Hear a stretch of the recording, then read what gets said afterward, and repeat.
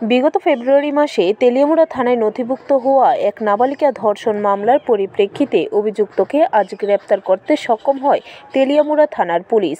গোটা ঘটনার বিবরণ দিতে গিয়ে থানার ওসি রাজীব দেবনাথ দাবি করেছেন, গত ফেব্রুয়ারি মাসে তেলিয়ামুড়া থানা এলাকার করইলংয়ের বাসিন্দা পেশায় টমটম চালক নির্মল দাসের বিরুদ্ধে তেলিয়ামুড়া থানাধীন এক এলাকার কোনো এক নাবালিকাকে ধর্ষণের অভিযোগে থানায় লিপিবদ্ধ হয়।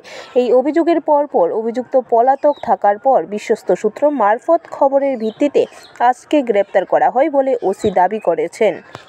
4 ফেব্রুয়ারি তেলিয়ামুড়া থানাতে একটি মামলা হয়, যার নাম্বার 2025 TLM 008 এবং সেকশন ছিল 137(2) অফ BNS 2020 8 অফ পক্সো।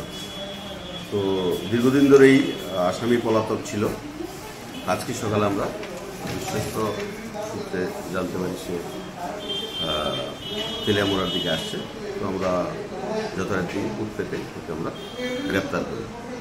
ওর নাম হচ্ছে নির্মল দাস, বয়স 38 বছর, পিতা লেক মনীন্দ্র দাস, করইলং বনিয়ারবিল, এবং আজকে আমরা তাকে কোর্টে সোপর্দ করি। ব্যুরো রিপোর্ট, খবর ত্রিপুরা।